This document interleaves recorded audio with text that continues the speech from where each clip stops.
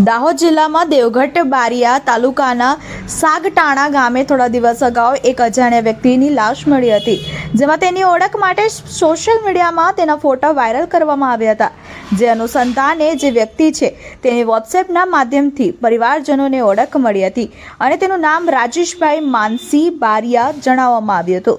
પોલીસે આ મામલે તપાસ હાથ ધરી હતી અને મૃતકના પરિવારજનોને સંપર્ક કરી વધુ માહિતી મેળવી હતી, જેમાં જાણવા મળેલી કે રાજેશભાઈ માનસીભાઈ બારિયા જેમના પોતાની બાજુમાં રહેતા પાડોશી મનીષાબેન સાથે પ્રેમ સંબંધમાં હતા. સાથે જ મનીષાબેનના બીજા વ્યક્તિ રાજુભાઈ ગણાવા સાથે પણ પ્રેમ સંબંધમાં હતા, જેથી અવારનવાર બંને પ્રેમી વચ્ચે મનીષાબેનને લઈને ઝઘડા ખૂબ જ થતા હતા, જેથી મૃતકના પત્ની ધોળીબેને મનીષાબેન તથા રાજુભાઈ વિરુદ્ધ ફરિયાદ નોંધાવી હતી.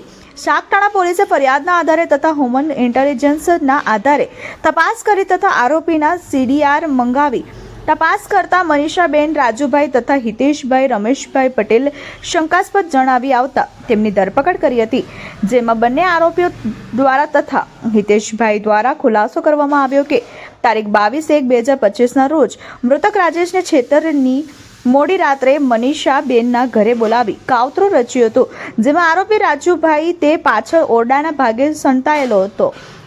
જે સમયે રાજેશભાઈ પેશાબ કરવા માટે પાછળ ગયા ત્યારે મનીષાબેને રાજુભાઈને ઈશારો કરતા રાજુભાઈએ રાજેશભાઈનું ગળું દબાવી હત્યા કરી હતી.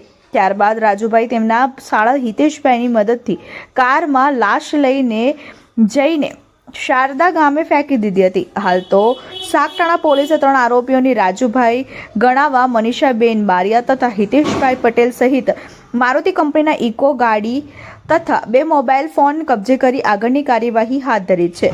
જોતા રહો Surat crime news. Director Jaysinh Darbar સાથે.